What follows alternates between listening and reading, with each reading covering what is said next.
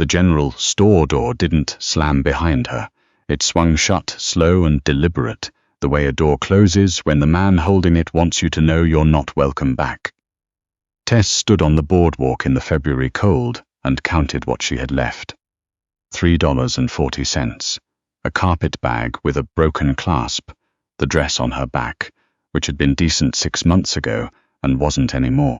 The wind came down off the mountain, like it had somewhere to be, cutting right through the wool of her shawl. She pressed her back against the storefront and watched the street.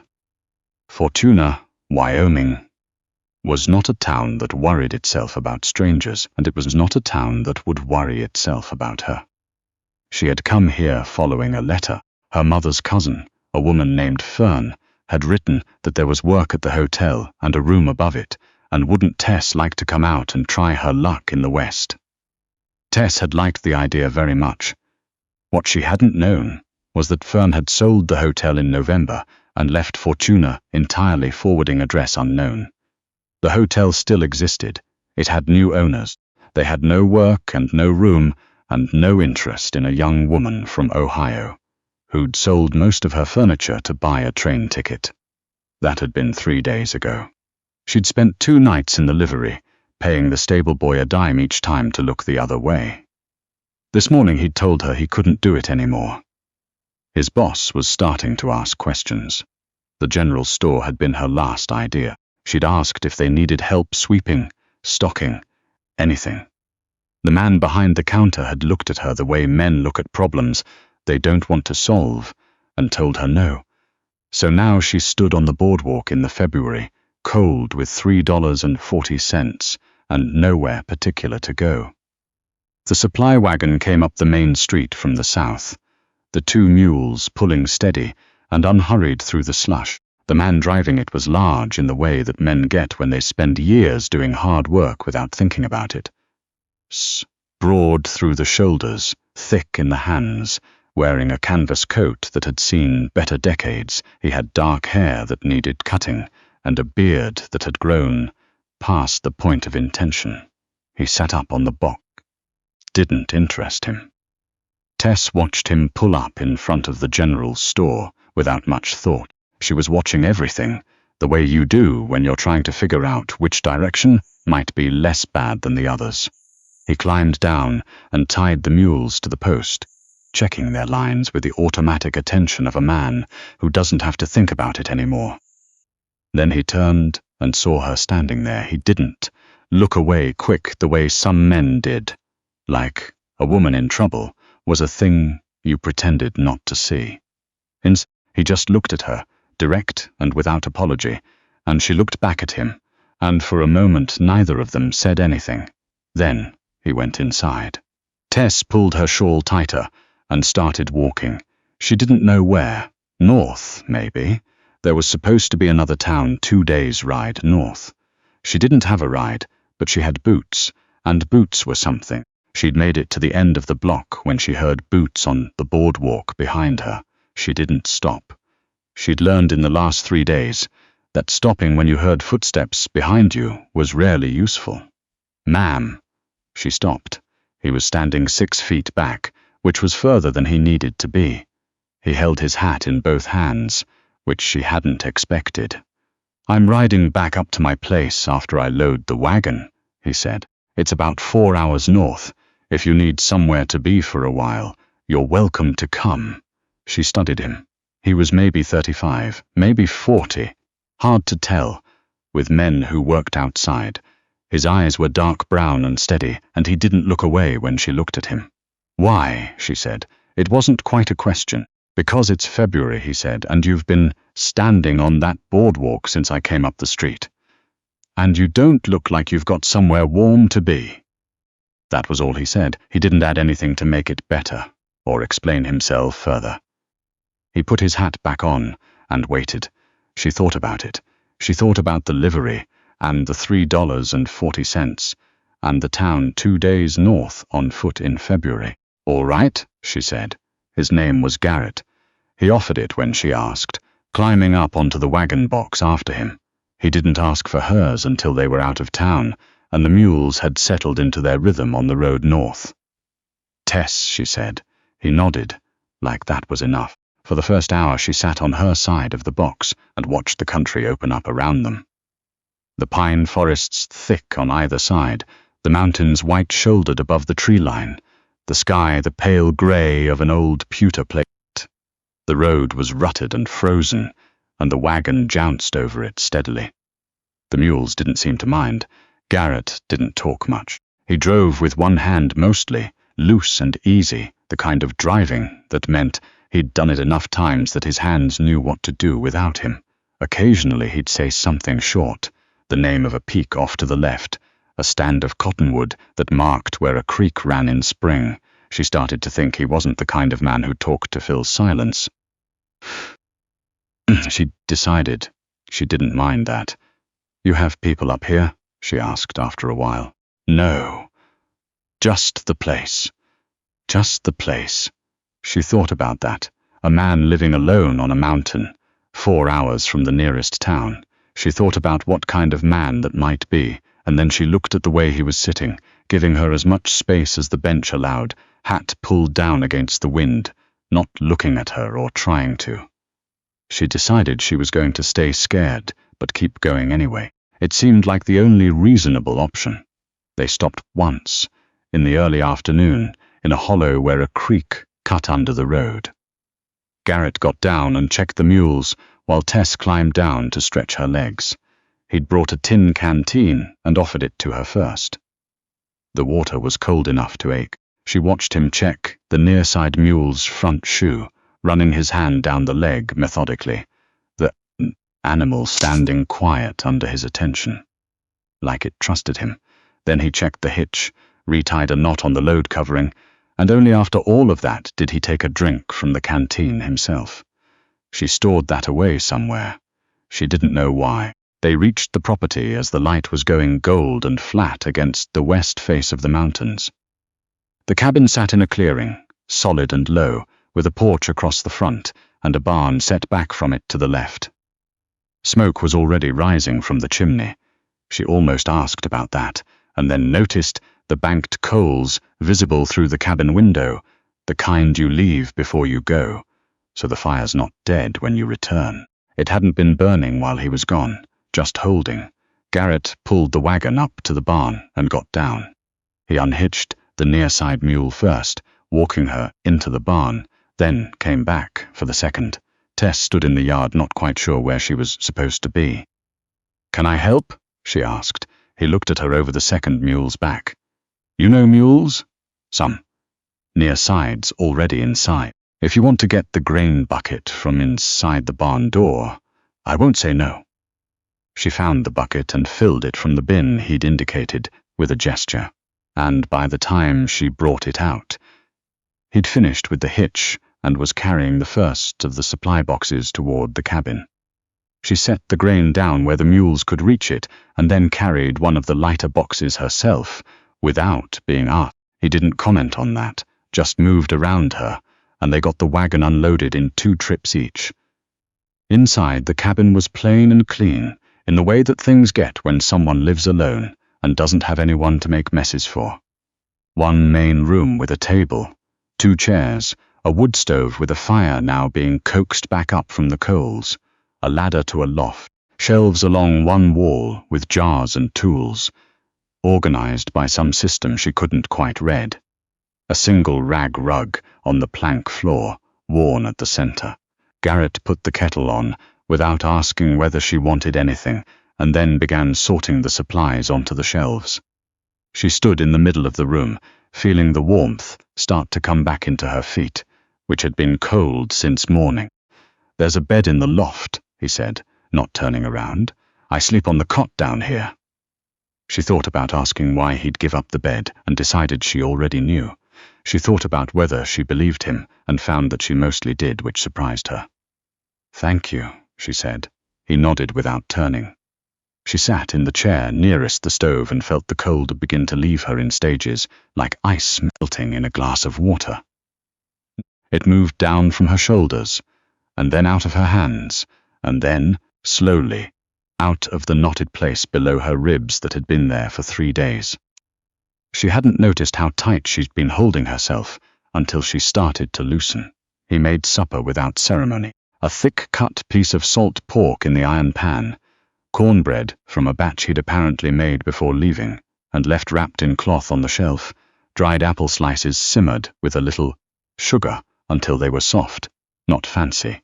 Nothing fancy. But the smell of the salt pork hitting the hot iron skillet was something she hadn't expected to feel so hard. And she turned her face toward the stove so he wouldn't see whatever was happening with it. He set the plate in front of her and sat down across the table with his own. He didn't say grace out loud. He was quiet for a moment in a way that suggested it was private, and then he picked up his fork. She ate. She ate, more than she'd intended to, more than she'd eaten at one time since she'd left Ohio, and at some point she realized she'd stopped watching the door. That night she climbed the ladder to the loft and lay down on the narrow bed with its wool blanket and its flat pillow and listened to the wind move across the roof. Below she could hear him banking the stove for the night, the quiet scrape of the iron tool, the soft thump of the damper. Then silence. She didn't sleep right away. She lay there and thought about Ohio, which she didn't want to go back to, and she thought about Fortuna, which she also didn't want to go back to, and she thought about the wagon road and the mules and the grain bucket and the smell of salt pork, and after a while she slept. She stayed 3 days before she expected to, and then 2 more days after that. There was work enough to keep her from feeling useless. She helped split kindling in the mornings because Garrett showed her how to set the wood on the block without being asked, and she picked it up fast. She cooked when he was out checking the fence lines, learning the cabin's system by trial, and the occasional quiet correction. He never told her she was doing something wrong in a way that felt like criticism. He'd just say, "Easier if you," and show her and move on. She asked questions sometimes, and he answered them, not in long speeches. But he answered, "How long have you been up here?" 11 years. Alone that whole time? Most of it. She didn't push at that. There was something in those 2 words, most of it, that had a shape she didn't want to press on. Some things you leave alone because you can tell they're not ready to be touched yet. On the 4th day, she was sewing a tear in his coat sleeve with his kit of needles and thread, while he worked at the table on something she'd come to understand was a harness repair. And the cabin was quiet, the way it had been getting quiet, the comfortable way, not the watchful way, and she thought, I should probably figure out what comes next. She thought about it all through supper and into the evening, sitting by the stove with her hands in her lap and watching the fire through the grate. "You're thinking hard about something," Garrett said. From across the room, "I'm trying to figure out my options." He was quiet, then. "What are they?" "I don't know if there are more than one," she said, which was honest and felt strange coming out of her mouth. "I don't have family to go back to. I don't have enough money to stay in Fortuna while I look for work. I had a plan and the plan didn't work out." He was looking at the fire too, not at her. She was grateful for that. "I can pay my way," she said. "If there's work here, I'm not asking for charity." She paused. "I know what this looks like. A woman showing up at a man's place with nothing. I know what people assume." "I don't care what people assume," he said. "You will if I stay long enough." He looked at her then, direct, the same way he'd looked at her on the boardwalk.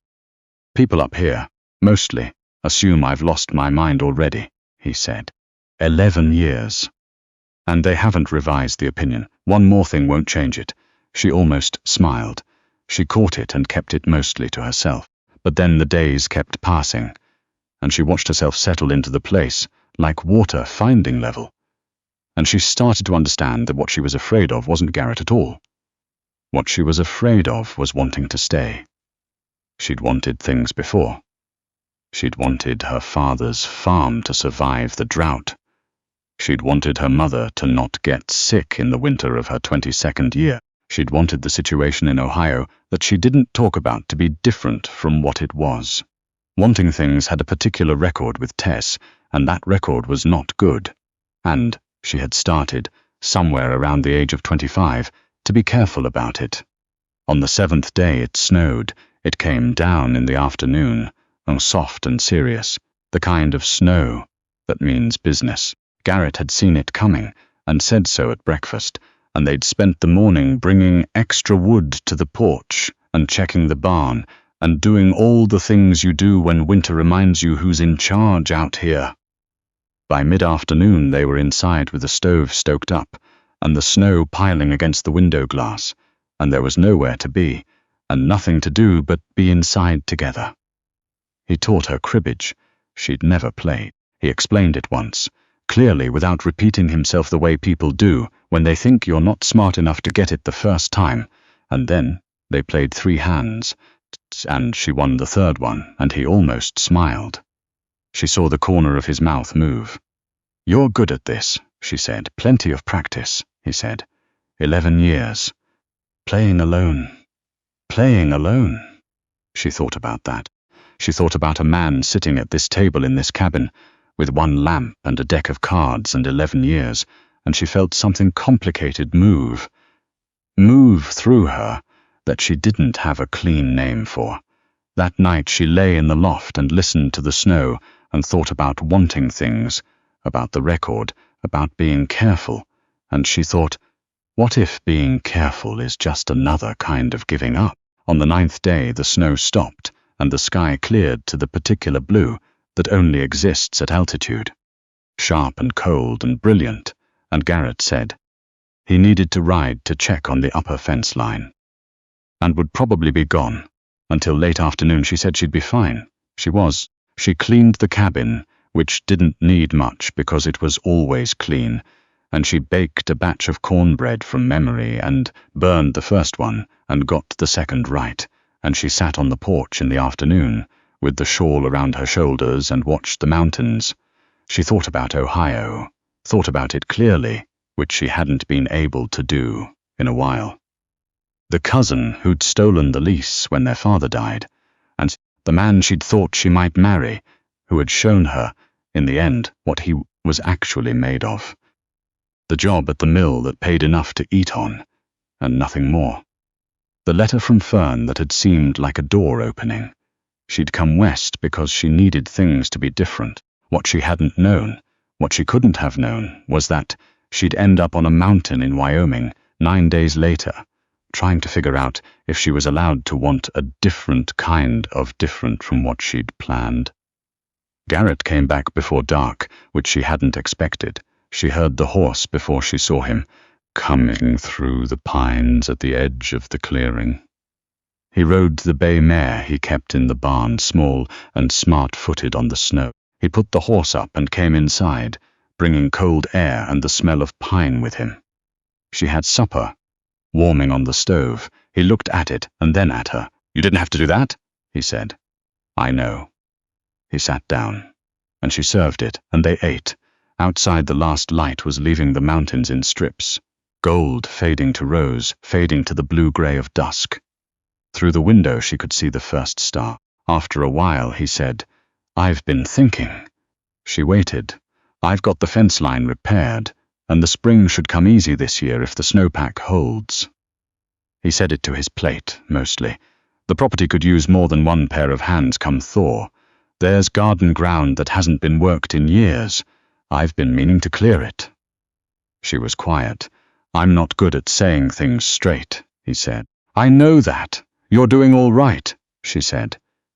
He looked up then, and she looked back at him, and the fire crackled in the stove. "I don't want you to stay because you've got nowhere else to be," he said.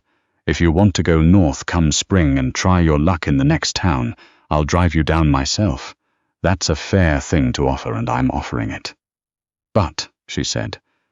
"But if you wanted to stay," he stopped. He looked at the window, at the dark, at the first star she'd noticed a few minutes ago. "It would be a different kind of life than you maybe planned on." "I didn't plan much of anything," she said, "and most of what I planned went sideways. I know the feeling."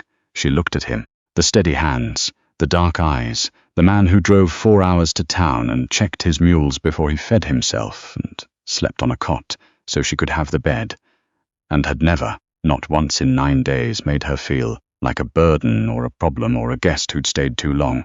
She thought about the record, about being careful.